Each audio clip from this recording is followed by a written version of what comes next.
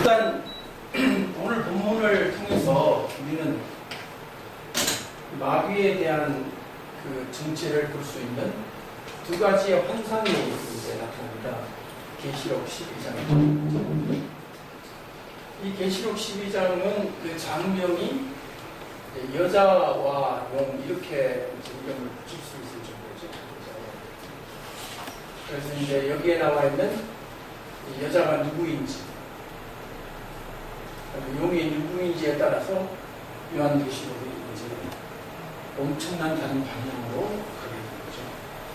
여자를 이제 그 마리아로 보게 되면 천주교로 되는 거고, 여자를 이제 교회로 보게 되면 대체신학교, 여자를 이스라엘로 보게 되면 세대주의 및 혹은 이제 이스라엘 사역하시는 분들은 이스라엘주의로 보게 되는 거죠. 통일교에서는 이제 전혀 다른 방식으로 보게 되고, 실제 여자를 보게 되면 여성들 그런 문제도 있어요. 그래서 그걸 어떻게 보느냐에 따라서 이제 요한계시록이 완전히 이제 전혀 예상할 수 없는 것으로. 그런 반면에 이 용은 해석의 여지가 없습니다. 아주 정확하게 이 용은 누구라는 걸 설명하거든요. 용은 옛 뱀이다. 몇 절에 있죠? 또 뭐라고 되어 있죠? 마귀라고 되어 있고, 그 다음에 또 사탄이라고 되어 있어요. 몇 절에 나왔죠? 12장. 9절. 12장 몇 절에 있죠? 9절. 9절에 있죠. 우리 한번 따라합시다. 옛뱀, 마귀라고도 하고, 사단이라고도 하는, 그 다음에 온 천하를 어떻게 하는 자? 꿰는 자. 유혹자, 미혹자, 그런 뜻이겠죠. 미혹자. 그러니까 용의 정체에 대해서는 사단이라고도 해도 맞고, 마귀라고 해도 맞고, 사단이라고 해도 맞고, 옛 뱀이라고 해도 맞고, 용이라고 해도 맞고. 계시록 12장에서 너무나도 분명하게 자기의 정체를 밝혀나간 말이에요. 이 용의 정체에 대해서. 그러니까 여자에 대해서는 우리가 혼란한 해석들이 있는 반면에 용에 대해서는 아주 명확하다. 더 이상 넘어갈 수 없을 정도로 분명합니다. 근데 이제 이 두 환상이 어떤 모습으로 있느냐를 한번 성경을 통해 보죠. 우선은 여자는 어떤 모습으로 있느냐. 여자를 한번 보시죠. 여자는 성경에 기록된 한번 읽어보시죠. 제일 먼저 표현이 뭐가 되어 있죠? 해로 옷 입고. 해를 옷 입었다고 되어 있나요? 해를 입었다. 해는 태양이죠. 태양을 옷 입듯이 입었다. 그 다음에 달이죠, 달. 이 달은 어떻게 하고요? 달 아래. 그 다음에는 별이 몇 개 있어요? 12별에 열비관을 쓰고 이렇게 생각합니다. 이것이 여자였습니다. 그 다음에 2절을 보시면 여자가 어떤 상태에 있는지 설명하고 있죠. 이렇게 기본적인 모습에다가 여자는 어떻게 하고 있어요? 해산을 하고, 해산의 고통. 그러니까 아이를 배어 있죠. 잉태를 하고 있죠. 잉태. 아이를 잉태하고 있습니다. 이것이 여자의 모습이에요. 근데 이제는 그러면 이 여자가 누구인가를 아는 것은 이 아이가 누구이냐는 해석과 밀접한 관련이 있는 거죠. 그죠? 이 아이가 누구인가 하는 해석에 따라서 여자가 누구인지를 알게 된다 이 말이죠. 자, 여기서 아이를 일단은 예수 그리스도로 보는 해석이 많습니다. 그죠? 여러분 중에도 아마 다 그러실 텐데 저도 그렇게 생각합니다. 아이를 잉태했다. 메시아를 잉태한 여인. 그런데 이제 메시아를 잉태한 여인을 해석할 때 성모 마리아로 해석을 하려고 하는 게 천주교 입장이고 개인 여자로 보는 거죠. 반면에 성모 마리아는 개인 여자라기보다는 메시아를 잉태한 것과 같은 여성적인 표현으로 성경에 구구절절히 기록된 이스라엘 민족으로 보는 경우도 가능하죠. 네. 그러니까 이 메시아, 이 아이는 메시아인데, 인류를 구원할 메시아, 이 메시아를 잉태하고 있는 여인은 천주교 입장에서는 성모 마리아로 보지만 좀 더 폭이 넓게 본다면 오히려 이스라엘이 메시아를 잉태한 여인처럼 성경에 기록되어 있는 것을 알게 된다는 말이에요. 혹시 여러분들은 성경에서 이스라엘이 여성으로 표현된 구절들을 알고 계시나요? 네, 굉장히 여러 곳에 기록되어 있죠. 하나님께서는 이스라엘 민족을 나와 약혼한 여인이라고 말하기도 하셨고, 결혼한 바 되었다고 하는 경우도 있고, 그죠? 그리고 내 딸이라고 말하는 경우도 있어요. 내 딸 시온이라고 말하는 경우도 있고. 그러니까 이 이스라엘을 하나님께서는 주로 여성의 이미지를 가지고 표현하는 것이 구약 성경 전반부에 다 깔려 있다는 거죠. 이스라엘로 보는 겁니다. 그런데 제가 여기서 이제 그 사람의 이름을 밝히겠죠. 밝히겠는데요. 혹시 여러분 워치만니라고 하십니까? 네. 워치만니. 워치만니의 해석에서는 이 여자에 대한 해석이 어떻게 이어지냐면은 여기에 나와 있는 이 아이를 뭐라 표현하느냐면 아이를 예수님이라고 하지를 않습니다. 메시아라고 하지 않습니다. 사실 이 워치만니를 따르는 사람들이 우리나라에 많습니다. 워치만니의 혼의 잠재력, 영에 속한 사람, 좌행참 이런 책을 한 번씩 안 본 분들이 어디 있겠습니까? 저도 그걸 봤거든요. 워치만니는 예수님을 믿고 전파하다가 20년 이상 감옥에 투옥돼서 정말 20세기의 성자라고 불리울 만큼 중국 기독교 역사상 정말 횃불 같은 그런 존재죠. 지금 우리나라의 워치만니를 좋아하고 그의 사상을 이렇게 사모하는 목사님들도 많이 계세요. 자, 그분이 뭐라고 해석을 했냐면 이 아이는 이기는 성도다.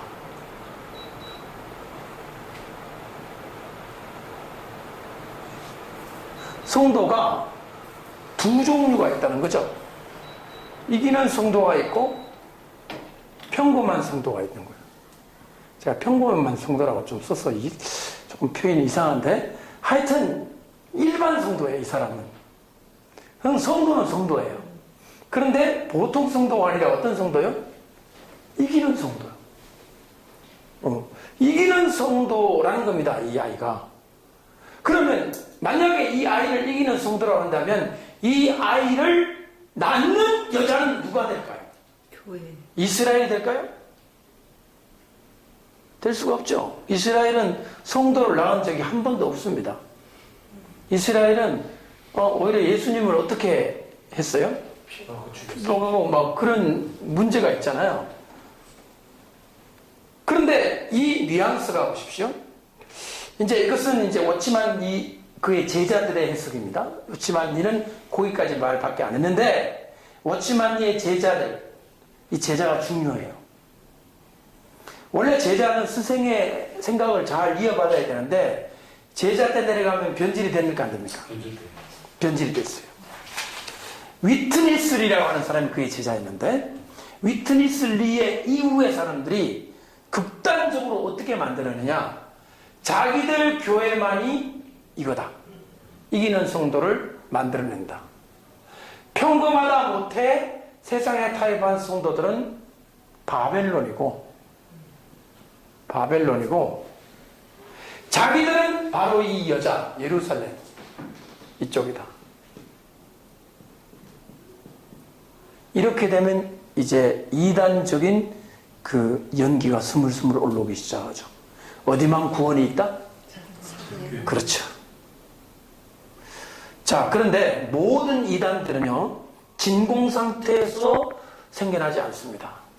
이단이 생길 수 있는 영양분은 교회나 세상이 이미 제공을 했어요. 토양 위에서 생기는 거지, 그냥 진공 상태에서 어떤 그 천재적인 작가가 소스를 쓰듯이 이단을 써가지고 사람들이 따르는 부분은 없습니다. 어쩌면 세상은 그들의 출현을 기다리고 있었을지 몰라요. 보시죠. 중국 공산당이 교회를 핍박했을 때 중국 성도들은 두 가지 중에 한 가지 길을 선택해야 돼요. 공산당에 맞서가지고 순교를 당할 망정 끝까지 투옥당하고 고문당하고 죽어가는 성도의 길을 갈 거냐, 아니면 공산당 입맛에 더 맞게 그렇게 신앙생활을 할 거냐. 공산당 입맛에 맞게 신앙생활하는 게 삼자교회, 공산당이 인정하는 교회, 그 길로 갈 거냐, 아니면 지하로 파고들고 가정으로 들어가서 예수를 믿을 거냐. 예, 지금은 조금 달라졌습니다. 지금은 제가 말한 것이 조금 이제 달라진 상황인데, 조금 얼마 전만 하더라 이 두 교회는 물과 기름이에요. 얼굴도 서로 보지 않았어요. 그만큼 중국 지하 가정교회 성도들은 순수하게 진리를 지키려고 했고, 이 삼자교회는 공산당의 입맛에 맞게 공산당의 주장과 대치되지 않는 복음을 전했던 겁니다. 그럼 이쪽에서는 이쪽을 보고 너희들의 복음은 가짜다 말할 수 있겠죠. 너희들의 복음은 가짜 복음이다. 너희들이 전하는 예수는 가짜 예수다. 너희들은 바벨론이야. 이게 어떻게 이단입니까? 제가 말씀드리는 것은 워치만 리나 위트니스 리나 그들이 이단이 아니라고 제가 말씀드리는 것이 아니라, 그들의 주장 속에는 성경적인 요소가 숨어 있다는 거예요. 공감할 수 있는 부분이 있다는 겁니다. 이해되십니까? 그러니까 사람들이 따르는 거예요.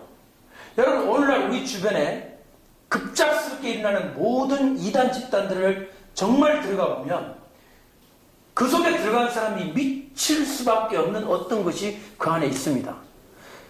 물론 사단이 역사하고 마귀가 미혹해서도 이유가 있지만, 그들의 주장 속에는 고개가 끄덕여지는 어떤 것들이 그 속에 있다는 거예요.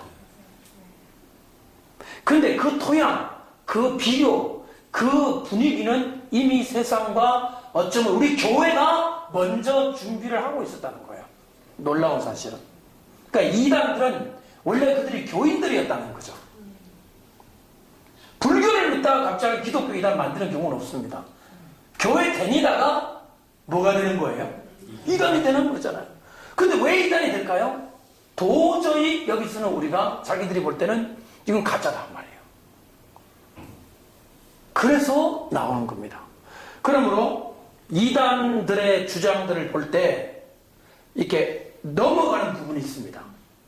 잘 가다가 뭔가 중요한 얘기를 하고 공감 있는 얘기를 하다가 어디서 확 꺾여가가지고 난데없이 어떤 사람을 재림예수라든지 성령이라든지 보혜사라든지 이런 식으로 하나님이라든지 이런 식으로 가게 되는 그 꺾이는 지점이, 이거를 일반 사람은 모르게 넘어가죠. 네, 알아차리고 나올 때는 이미 늦은 거예요. 그것이 이단들의 특징이라는 거죠. 그러니까 교묘하고 미혹될 수밖에 없는 것이 이단의 특징이에요. 이단에 빠진 사람을 욕할 게 아니라 얼마나 그 세력과 그 미혹력이 강한지를 알고 우리도 조심하고 우리도 경계해야 된다는, 그렇게 적용해야지. 저 사람들이 특별히 아둔하거나 저들이 특별히 성경을 모르거나 오히려 거꾸로요. 성경 그들이 더 열심히 읽고 더 성경을 많이 파는 사람들 중에 많은 사람이 어디로 가요? 이단으로 가는 거예요. 이거 보십시오. 이기는 성도라고 아이를 규정하게 되면 이 아이를 낳는 여자는 교회 중에도 보통 교회가 아니라 이기는 성도를 낳는 진짜 교회가 되는 거예요. 진짜 교회. 이게 자기들이라는 거죠. 자, 여자에 대한 공부는 우리가 뒤에 나오기 때문에 이만큼 하고요. 이렇게 잉태한 이 여자를 공격하는 용이 등장합니다. 용. 용이 어떤 모습을 했는지 한번 보시죠. 성경을 한번 보시면 용은 몇 절부터 있을까요? 3절. 다 같이 한번 읽어보시죠. 3절. 하늘에 또 다른 이적을 보이니 보라 한 큰 붉은 용이 있어 머리가 7이요 꼬리 8이라 그 머리에 7 면관이 있는데, 자, 하늘에 이적을 보니까 뭐가 나타났어요? 한 붉은 용. 큰 어떤 용? 붉은 용. 우리나라의 그 유난히 적그리스도를 공산당이라고 주장하는 사람들이 있습니다. 이 붉은 용, 이 붉다는 것 때문에, 그리고 여기다가 이 용의 3분의 1을 떨어뜨렸다는 것은 이 공산화된 세계가 지구상의 지도상으로 약 3분의 1이 됐단 말이에요.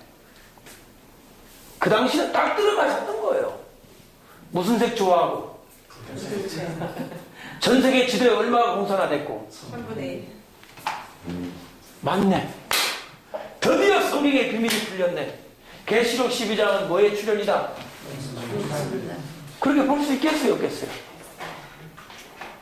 그러니까 어떤 현상을 보고 성경의 해석을 맞추거나 그 성경의 해석이 그 현상을 말하는 거라고, 이렇게 성경 속에서 나오는 것이 아니라 오히려 성경 현상을 가지고 성경을 이렇게 하려고 하는 그런 노력은 굉장히 위험하다는 거죠. 현상은 바뀌니까요. 공산당이 지금 전 세계에서 지금 어떻게 됐습니까? 지금 공산당을 끝까지 지금 뭐 이렇게 따르려고 하는 게 중국, 그 다음에 뭐 우리 북한 이런 정도. 러시아는 완전히 이제 해체가 돼가지고 이제 여러 작은 나라들로 이렇게 다 독립국가들이 되어 있고 말이죠. 그런 의미에서 지금 오늘 우리가 바라보는 베리칩도 그러합니다. 베리칩도 처음에 나왔을 때 시한부를 몇 년이 되면 분명히 전 미국에 시행이 될 거다 얘기 있었어요, 없었어요? 제일 초창기에 나왔던 게 아마 제 기억으로 2014년 설도 있었고, 지금 몇 년이에요 지금? 2017년. 이제 17년 설 나오죠. 또 이제 나오겠죠. 이제 베리칩이 처음 나왔을 때 그 베리칩의 그 개념, 그다음 베리칩이 어떤 작용을 하는 거, 사람 몸속에 들어간다는 거, 굉장히 우리한테 충격적이었죠. 그러나 여전히 그것들은 우리가 아직도 관찰하고, 그 다음에 우리가 여전히 아직도 주목해야 봐야 될 그러한 내용들이다. 그리고 이제 666과 더불어 생각을 했을 때 베리칩은 가볍게 취급할 부분은 아니다. 굉장히 중요한 부분이고, 특별히 이게 그동안 뭐 신용카드나 이런 거는 다 인체가 안에 있었던 게 아니잖아요. 몸 밖에 있었잖아요. 안 가지고는 그만이었잖아요. 근데 이 베리칩의 개념은 이게 어디로 들어온다는 데 문제가 있어요? 그게 문제가 있는 거예요. 베리칩 목걸이만 하더라도 이렇게 우리가 스트레스 안 받을 거예요. 베리칩이 들어온다는 거예요, 몸속에. 이게 666이 아니라 777이라도 받기 싫어. 어디에 들어오니까? 그 몸 안에 들어와가지고 이게 정말 나를 행복하게 해줄지, 나를 정말 피곤하게 할지. 제가 볼 때 피곤한 게 더 많은 것 같아. 왜 이 물질이 여기 들어오냐고. 거기다 이게 안테나가 있다며요? 아니 그걸 아무 문제도 없다고 하는 사람들이 이상한 거 아니에요? 아니 666가 아니고 777, 888, 999, 5544 아무것도 아니라 하더라도 그럼 분명히 그거는 인간의 인권, 인간이 어디로 가는지 그 추적, 인간의 모든 삶의 행동 반경이 다 점검되는, 전자팔찌나 다를 바가 뭐가 있어요. 그런 점에서 주의해야 된다. 이런 메시지가 지금 전국 강단에서 큰 교회로부터 작은 교회까지 이 베리칩의 존재에 대하여 우리는 주목하고 관심을 가져야 된다. 이 메시지를 건강한 관심을 가지는 게 아니라 극단적이죠. 한쪽에서는 분명히 저거는 막 완전히 짐승표라고 이렇게 막 길거리 다니고, 한쪽에서는 절대로 아니다. 걱정하지 말고 어떡하라? 받아라.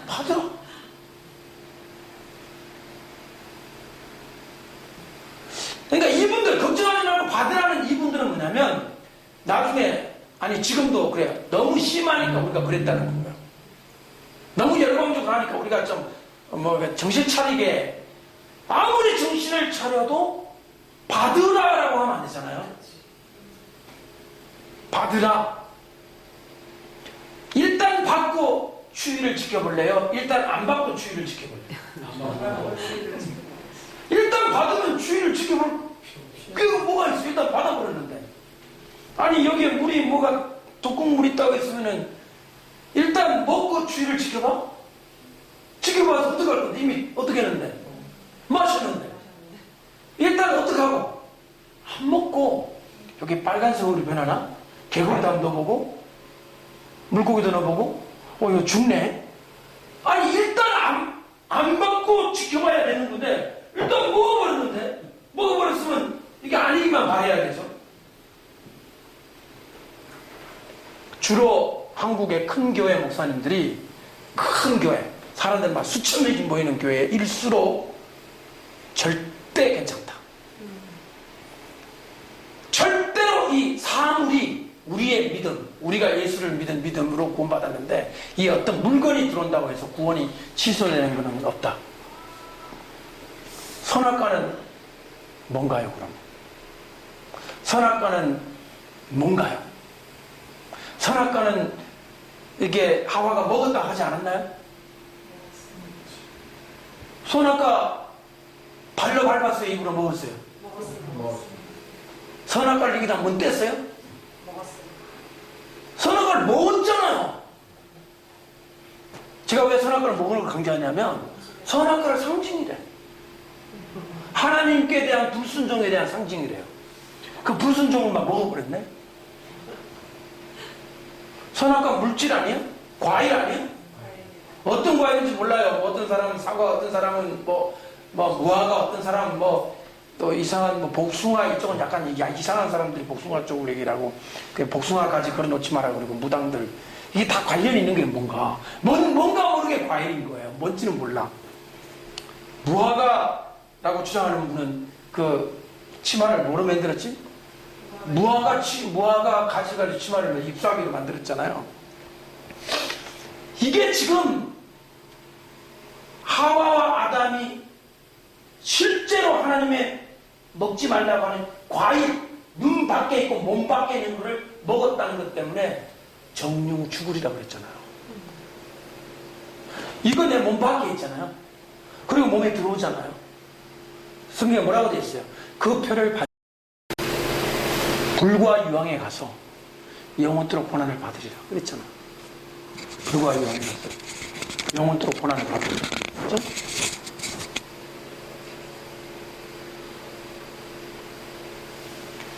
한 번 믿었으면 12개, 24개 받아도 상관없다.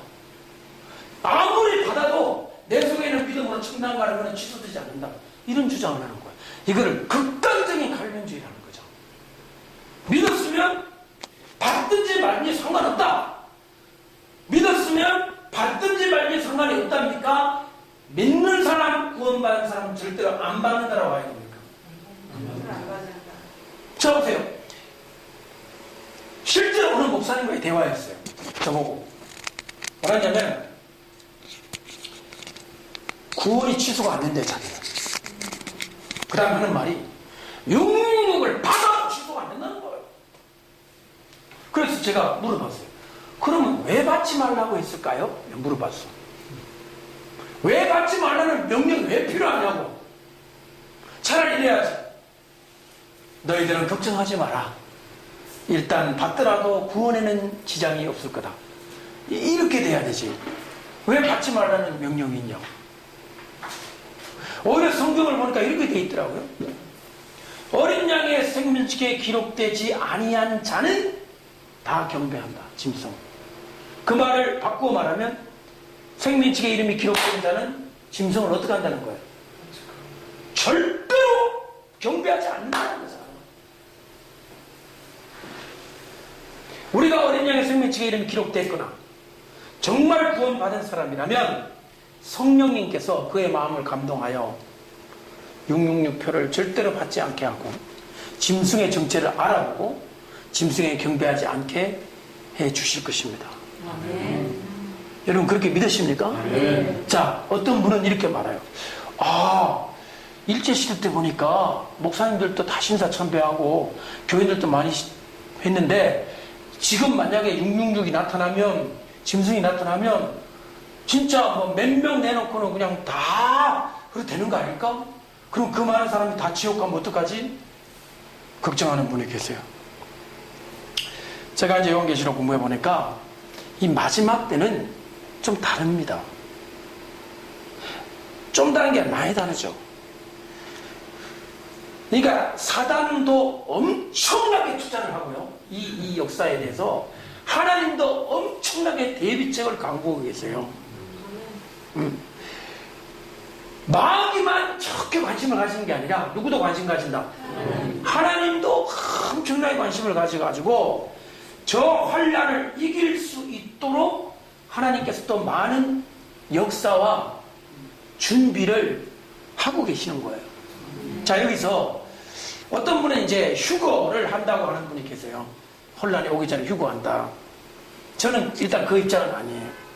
저는 이 불 속을 통과한다고 믿습니다. 그런 관점에서 성경을 봐요. 환난 전에 들림받는다고 믿지 않아요. 저는 제가 54거든요. 30살 아니 20 그러니까 한 살? 21살 때부터 지금까지 저는 이 입장에서 공부를 했습니다. 배웠어요.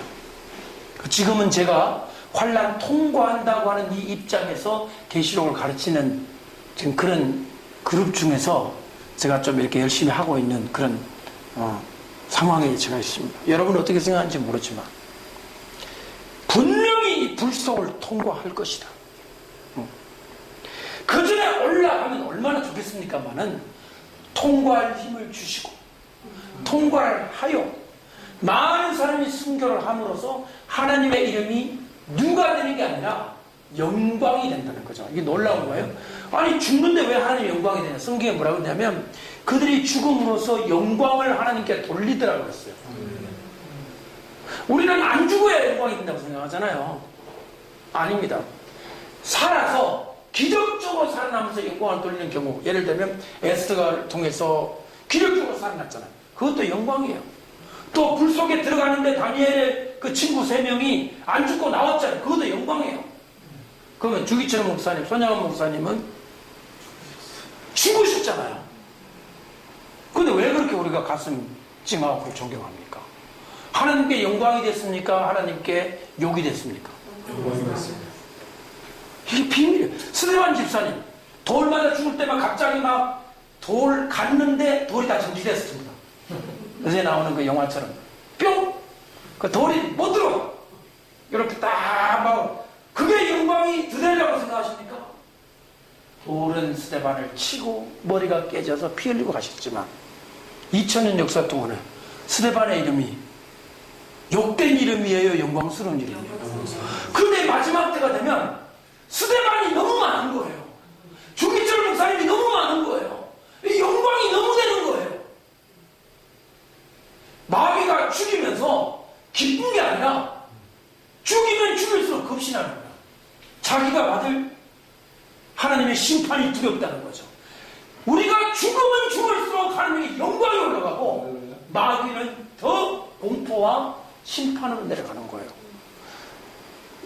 여러분들이 이건 굉장히 깊은 진리예요. 어떻게 죽어서 영광이 되지? 보통 병 걸려가지고 기적으로 살았다. 영광이 됐다. 사업이 망했는데 주가 비랬더니 막 사업이 막 확 됐다. 그런데 예수를 믿다가 막 죽었다.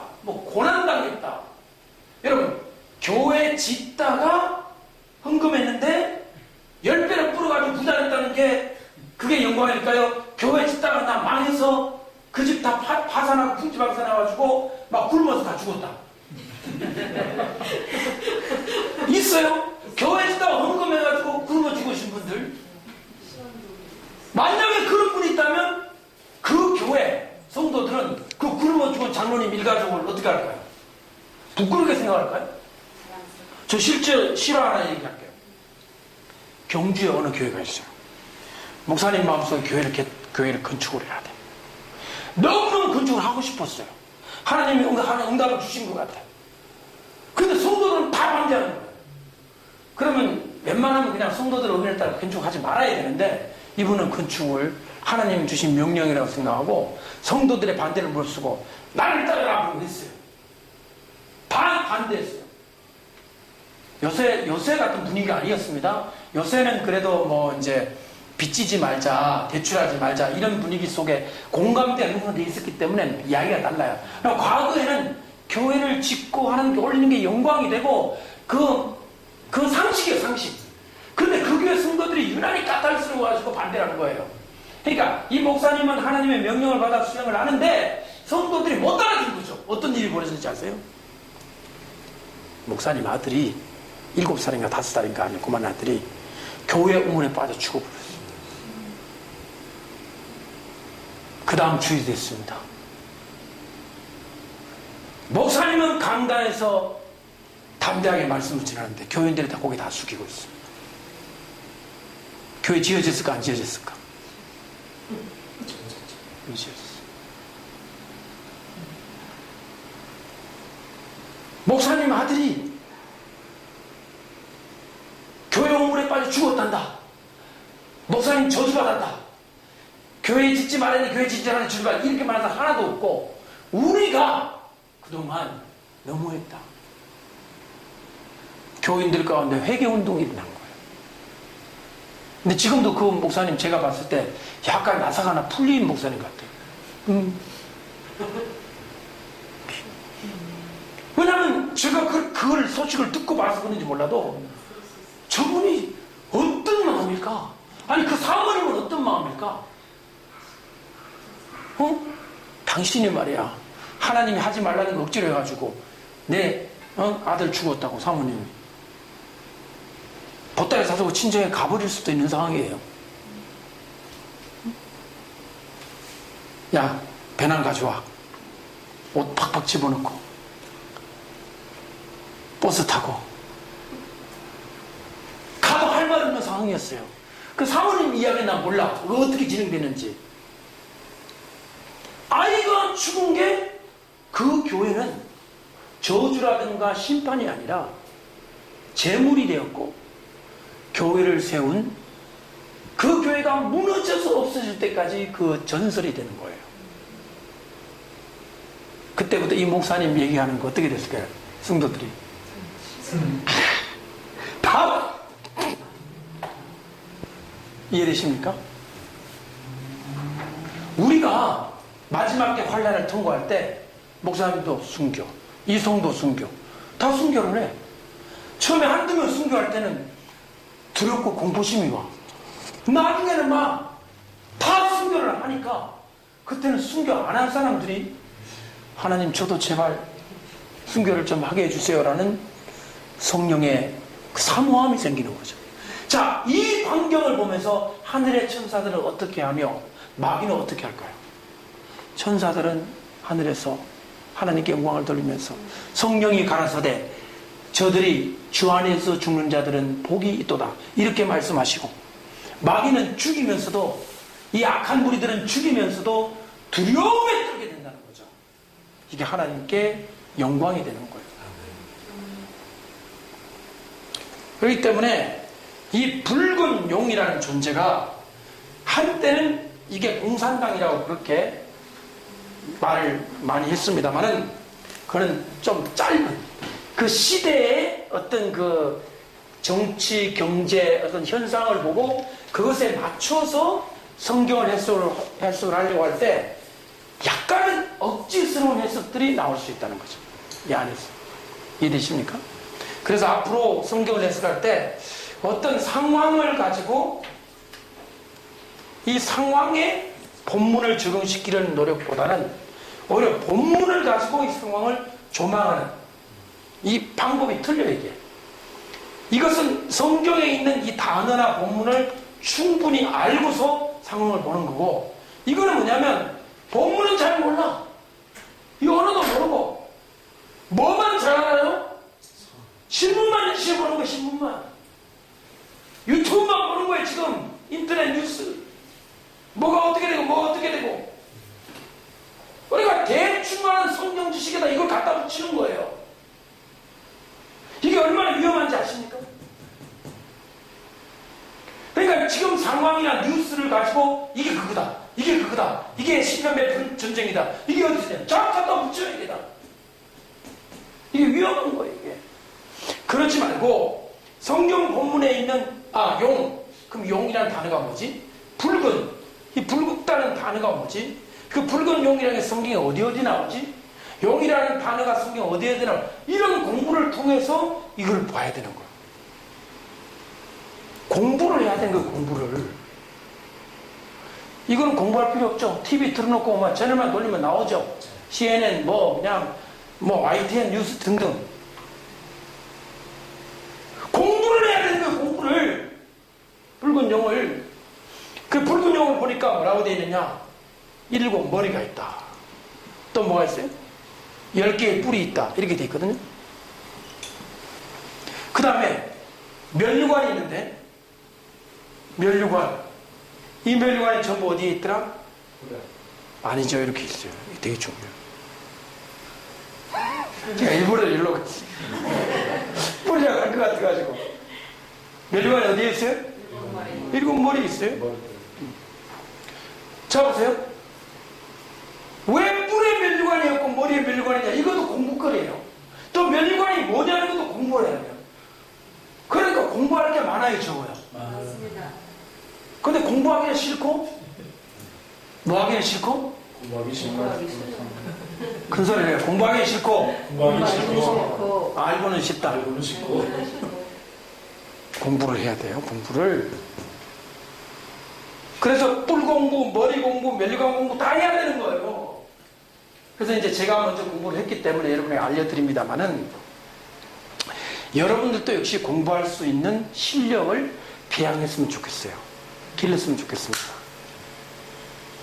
성경을 많이 읽고 성경을 많이 묵상하고, 그 방법밖에 없어요. 자, 그럼 여기에 이 두 존재가 나오잖아요.